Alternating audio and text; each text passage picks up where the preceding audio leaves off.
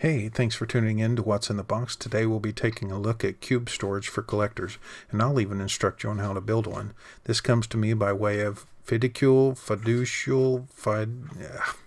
can't even say the name.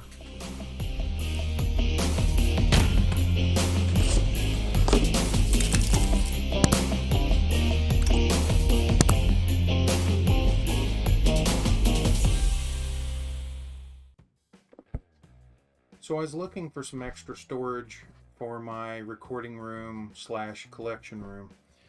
And I didn't really want to go with DTOS because I really didn't need that. What I needed was just some place to throw toys for upcoming reviews and boxes for after the reviews. So, as I typically do for things like this, I searched Amazon and eBay. On Amazon, I came up with cube storage.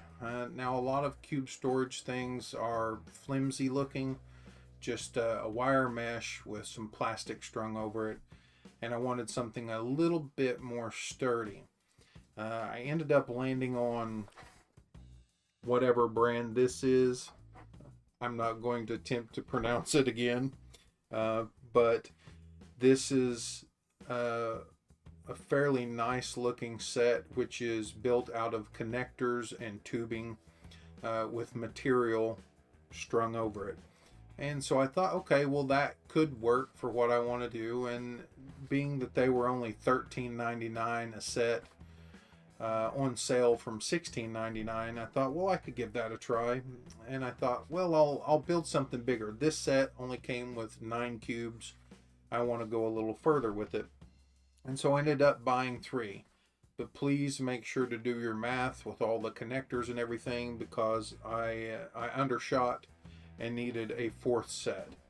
Still, with 4 sets, you're only paying 40 or 50 bucks. That is really not bad for 2 whole shelving setups. So anyway, we'll crack open this box, see what's inside, and I will also provide you with instructions on how to build a single cube. A single cube should guide you through constructing all the others, and whatever built setup, however it may look, should help you just by building the one. So let's take a look. We got the old handy dandy razor box knife. Right. Set that aside. Now, right off the bat, we have the material that will go over the top of this. You will use it not only for the shelves, but also to box in the sides. It's a nice, strong material, but I had heard people complaining that had cats, that the cats might tear this up, so you might be wary of that at least. But we will use this in the construction here. Moving on from that, we have our tubing. Nice aluminum tubing, no problem with that. We have a corner connector, as you can see, and then there is a middle connector as well. So how we get started is we'll take out 4 of these each. Let's see if I get lucky here. It's 3, 4. Now those are all corner pieces. Now, if I didn't mention, these are corner pieces, as you can tell, and these are a 4-way piece for constructing the inside. Alright, so there's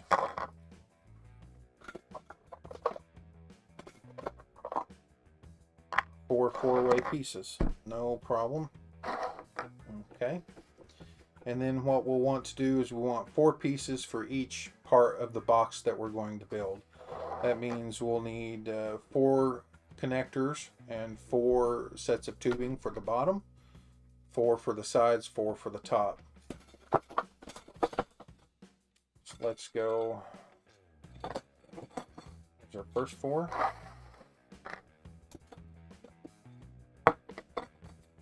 second.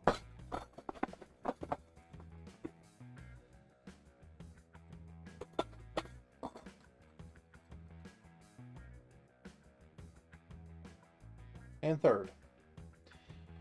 Okay, let's make sure that box is off to the side there. So we have our connectors, our corner connectors, and our body connectors.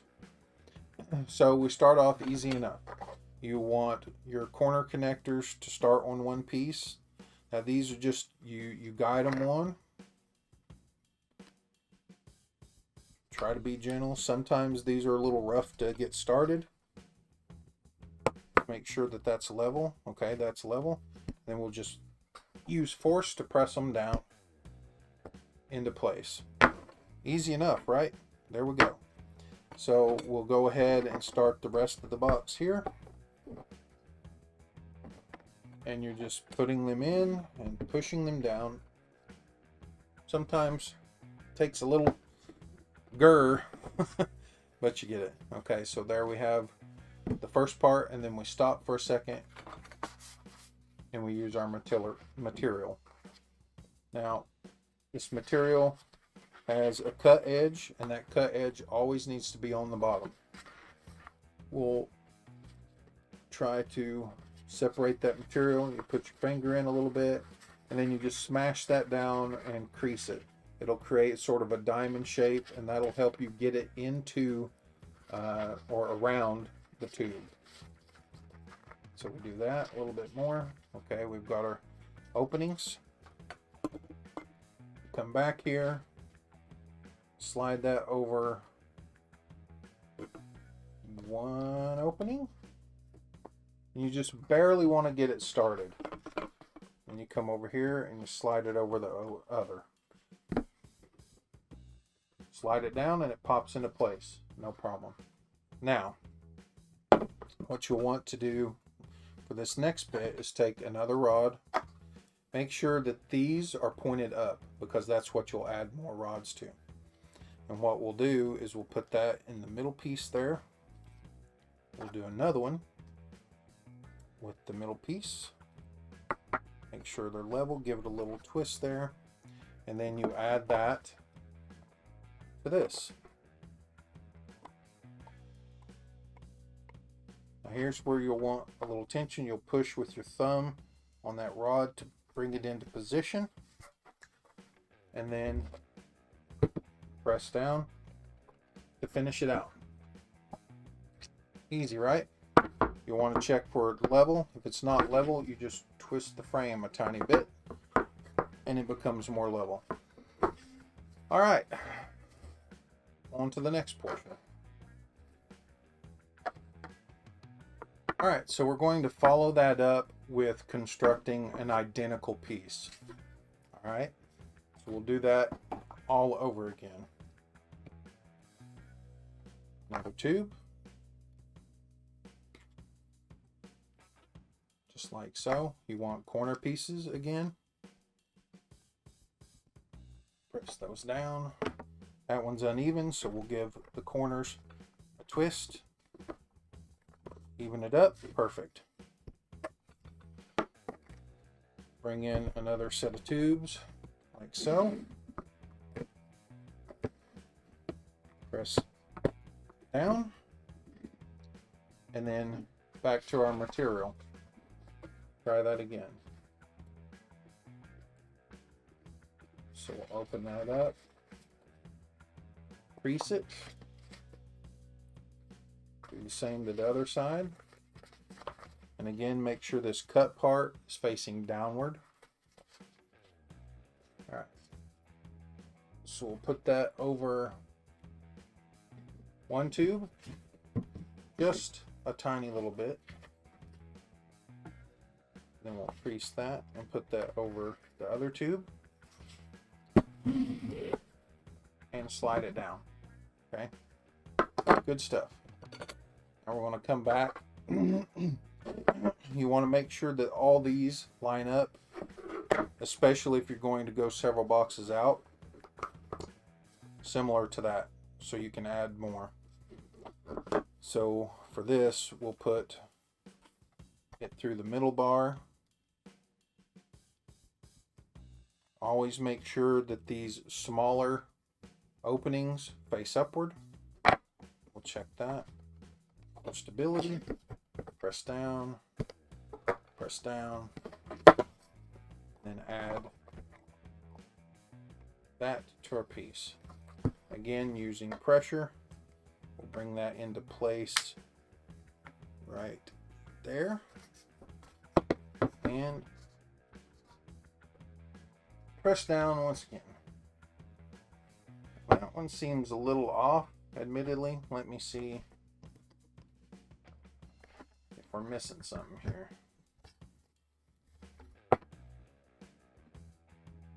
Okay, so I think maybe our tube went too far inside.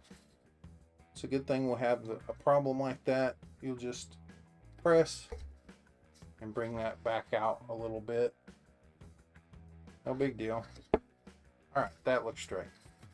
Now, we'll take our top or bottom, they're both the same, and you just start adding more tubing.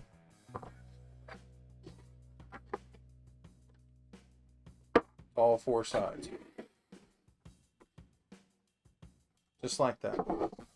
Press down. Press down. All right.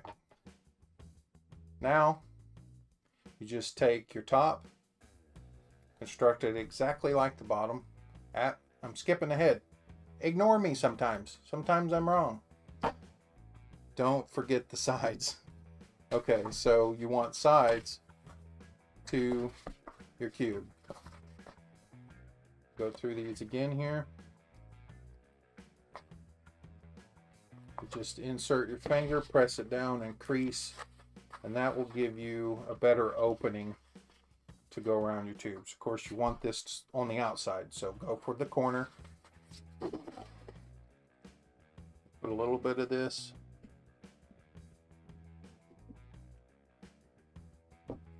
Right there. This tube is shaped slightly odd. Got it? All right. Next tube goes right there. And slide it down. Slide it down. All right. Do the same thing again. Now with the sides, you want the cut edge, that seam that you see right there, to be on the inside. Get the other one. Press that down. There we have it. So we'll start it. There. And then add it to the other side. Slide it down. That makes the outside of your cube. Then you're just going to want to put the top one. You'll want to lock one of these in position before you get started. Now, this is the part where you're going to use pressure to pop that in on each side. Do it again. So, some are easier than others. Then you stretch and pull, drop. Now you want to beat this down into place.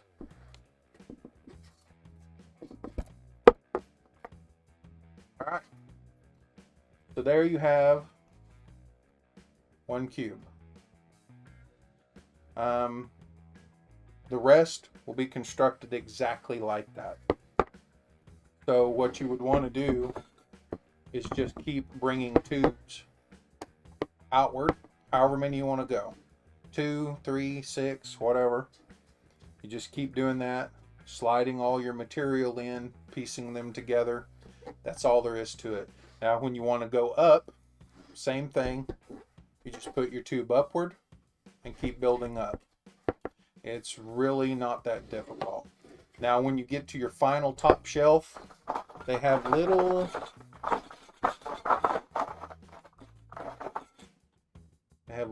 caps like that, and you just put one in place and you tap it in. Not a big deal. So there you have it. That is the first cube, and that should help you in constructing the others. At the end of this video, I'll give you a little preview of what I did and what my shelving looks like after the fact. But hopefully this is helpful and you'll enjoy these little cube setups. Now I will show you a figure on this. I'll warn you, I don't think it would hold lighter figures like NECA very well. As you can see, there's a lot of movement. So the minute you walk by, you know, it's like a little trampoline for the figures, right? But the minute you jostle this too much, it's going to fall. So I would definitely suggest much bigger items. Now I'm going to do boxes. You could do movies and books. Each shelf can hold 5 to 10 pounds, I think it is. So yeah, if you did do figures, I would do something much bigger. Small statues, you know. But hopefully you got a kick out of that, and hopefully you'll add these to your collection like I have. Alright, so as promised, here we have the cube storage set up in my little collection recording room. I like it. I mean, it's fairly sturdy. Again, like I mentioned in the video, it's a little tough to store just figures in general, or if you're wanting it to display figures on its own. Probably not your best bet, but as you can see here, I've done quite a bit of storage with figures I plan to review. Just tons and tons of stuff, and it holds up really well. It's actually quite sturdy. It doesn't shake around, especially when you have a lot of stuff in it. And I think it's a great little option. I mean, give or take, I paid maybe, I know original price for 9 cubes was about $13.99, and I might have, once I took another cube or two, paid about $20 for this one put together. I have another one to the left of the room, but it's pretty much empty. But yeah, nice if you're going to store boxes, boxes for review, figures for review, stuff like that. It's perfectly fine and especially cheap, so I'm happy with that. You can see the top shelf here, and that is, you know, I could say you could put figures like this one, 6 scale figures, up top if they had a really good base. You can see he's doing pretty well up there. He's not rattling around too much, so that's okay. With little figures like this, you know, you're going to get that. So that will be an issue for smaller stuff, but bigger stuff, again, you don't want to do this if, you know, you run through the house and your floor shakes or you're in an earthquake area. But it's pretty nice to have and store stuff in. So hopefully you guys like seeing me put together that one particular cube, and hopefully that'll help you put this together if you choose to add it to your collection.